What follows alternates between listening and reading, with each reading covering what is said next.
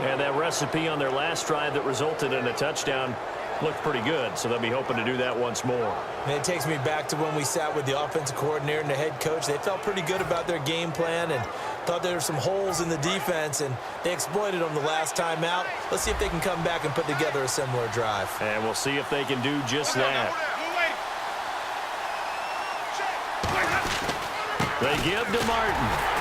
And he'll get this one down to about the 17. Credit him with a 1-yard gain there to make it 2nd and 9. Tough day, tough sledding right there, and it's been that way the entire game. Not a whole lot of room to ramble for him. Yeah, you're right. It's been that way all afternoon. Didn't get a whole lot better there.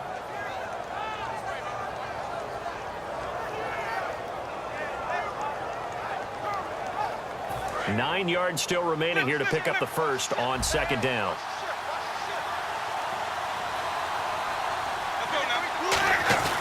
Second down, Winston. And the pressure gets there, and Winston goes down. Tyrone Crawford in there to get him, and that's sack number 6 for him on the year.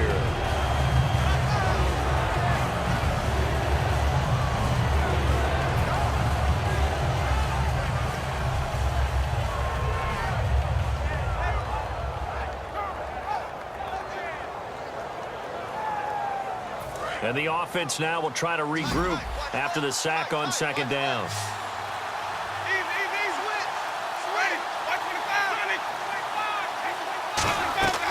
Winston from the gun on 3rd down.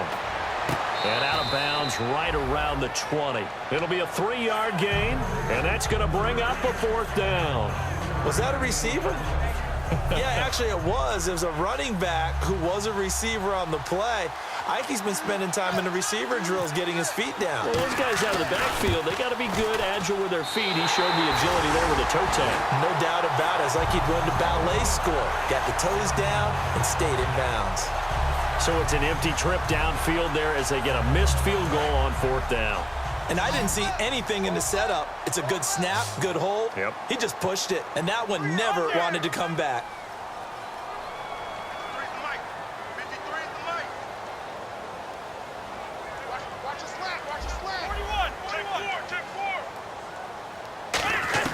Now Tony Romo on 1st down.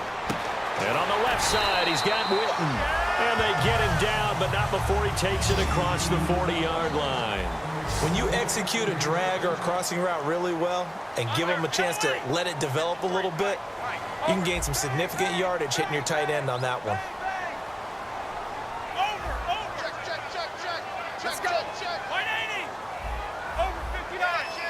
And quickly, they get to the line. They go play action here on 1st down. He couldn't quite hold it. Got hit. Ball pops out. Incomplete. We know it's not an easy job to go out and catch passes when people are trying to tackle you and knock the ball away. But the bottom line is, that's a pass he's got to have and a pass he should have caught.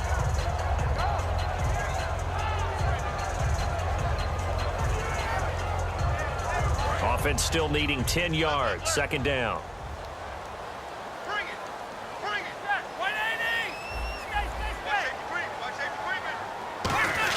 Second and 10. Romo once more. Firing quickly here, and that's complete. And he's brought down. They call it a gain of 19, and it moves the chains. Well, if you do read man coverage, Brandon, the drag route's a pretty good one to run against it because you're running away from people on it. And the D-line pinching together must be expecting the run. A 1st down carry by Elliott. And he's going to get this inside the 30. A nice pickup there of 11 yards, and it'll move the sticks.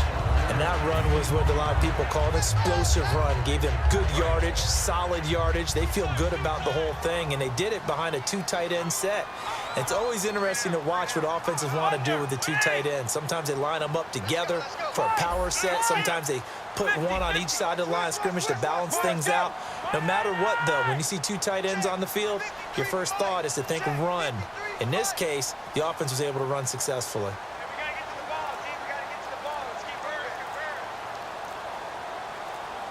Time running out here on the play clock. Romo now to throw it. He's going to go up top for the end zone. Oh, he had 6 points in his hands there. Couldn't hang on. Second down. When teams take shots at the end zone, you got to defend it the same way you would defend the first down sticks. You defend the goal line exactly the same way. They can't cross that. You played through the receivers, and on that play, that's exactly what they did and batted it away. On second down, Elliott. And he's brought down. Give him 11 yards that time and a new set of downs. Well, how many times do we say in this game that speed kills, and it does it in so many different ways? In this case, you got a back who's quick and shifty, can make moves, make people miss, but also gets to and through a hole before it can close down. That's some of the benefits of that speed, not just outrunning people in the secondary, and that led to a really nice game.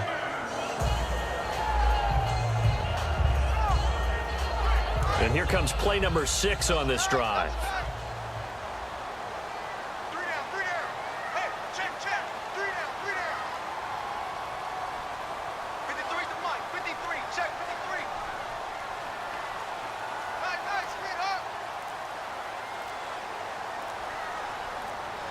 Play clock winding down. They keep on the ground with Elliott. And he is met at the line of scrimmage, and he goes down right there. Time for a break. We'll come back and see how it all shakes out after this.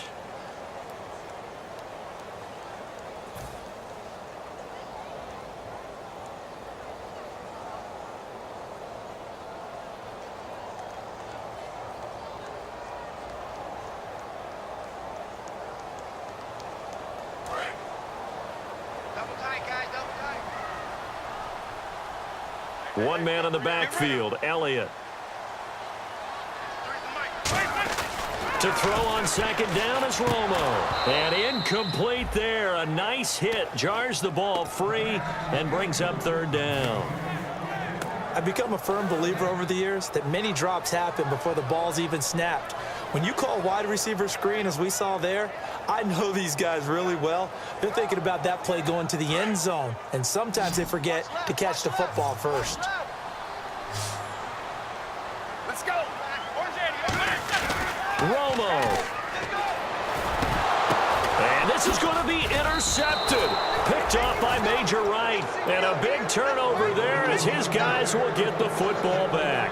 Now the Buccaneers offense gets ready to head back onto the field. And they have to feel like they missed on an opportunity for points last time when they couldn't connect on that short field goal try. And no doubt about it, because they were counting on those points. In today's NFL, let's face it, that's really a chip shot, right? That's anything inside 40. Yeah, they're counting on that going through the post. But we've seen it happen to teams before. Some of the best kickers in the world can miss kicks like that. Can they come back now and redeem themselves? And they still need 8 yards for the first here on second down. They come out 5 wide, 3 of them to the right side. Winston to throw. He's going to loft one deep left side here. And this is going to be intercepted. Picked off by Orlando Scandrick. And the possession is theirs at their own 43-yard line. And now Dallas gets set to take the field. They need to get this around the 40 on the other side to get into field goal range.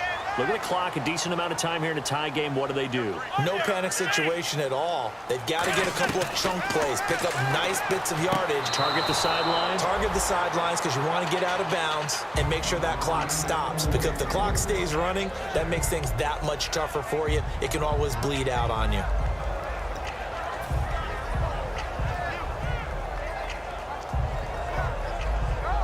Offense looking to avoid a 3rd and long. It's 2nd and 10.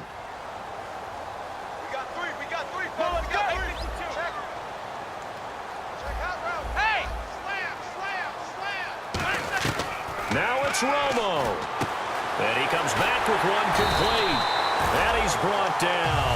And the play goes for 19 yards. Gives him a new set of downs. Well, this is where reading defenses and practice time comes into play. You've got to know what you're running versus zone versus man and how to run the proper route. And they just executed that one pretty well. Romo hands to Elliott. And he's going to fight his way forward here for a modest gain. It's a 6-yard pickup, and it gets him to 2nd and 4. And now the Bucs deciding to take a timeout defensively. It's just their first. They've got 2 more to use here in the final stages.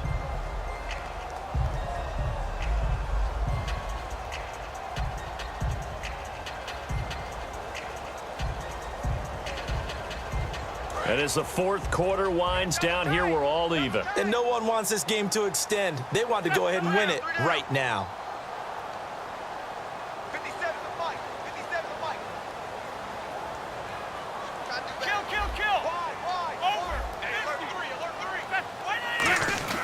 Romo now to throw. He's going to wind up and air it out. And that's going to be caught. Touchdown.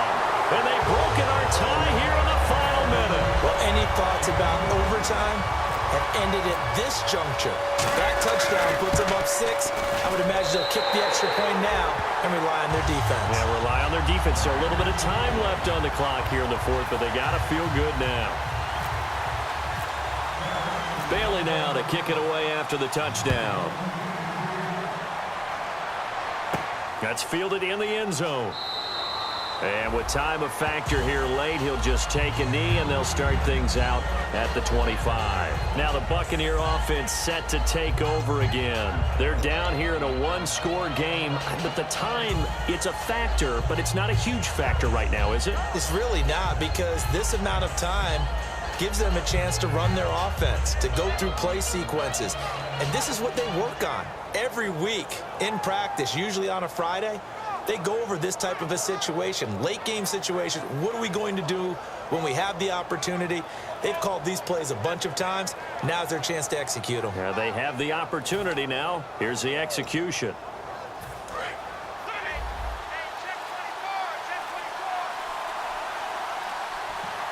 So the D-line's going to spread out. Back to throw.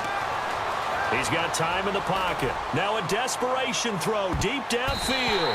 And he knocks the ball away, and it falls incomplete.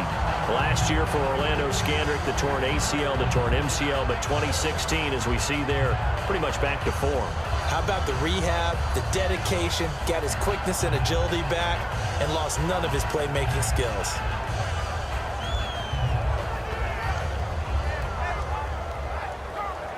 And on 2nd and 10 now.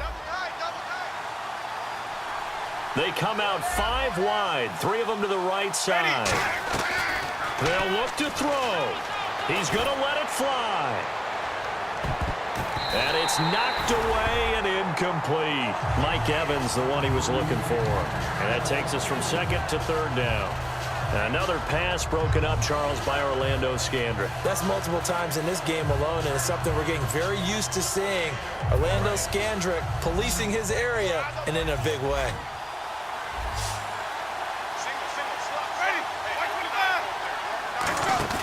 He's back to throw. And that one drops incomplete as he got popped as he was throwing it. Well, any caused incompletion is good for a defense, but when you add to it, you get a little hit on the quarterback, knock him to the ground, make him think a little bit, hopefully knock him off his game, especially in a game of this magnitude, this tight in the fourth quarter.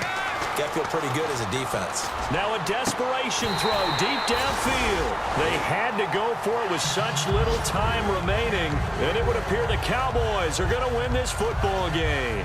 And out now come the Cowboys. 2 timeouts remaining defensively, but that shouldn't make much difference right here. It really shouldn't, but a lot of coaches look at it similar to baseball with the intentional walk. Always bringing in other sports. Always, hey, listen, think about the intentional walk, right? What if one gets past the catcher? What if he uncorks a wild one and now you still have an opportunity? That's why they like to use them all the way through. Romo gives to Elliott. And he's going to take this one down to about the 23-yard line. 2 yards on the pickup there. It'll be 2nd and 8. That's a good play by the guys on the defensive side of the ball. Held him to a gain of 2. And that changes the playbook a little bit now for the guy calling plays. 2nd and 8. Now he's got to probably think about going to the air instead of maybe staying with the ground game.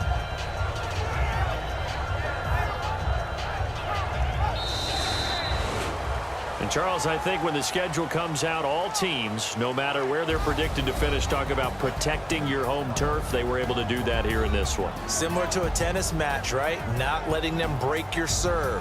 That way you hold on to it. They got it done, and they feel very good about that victory.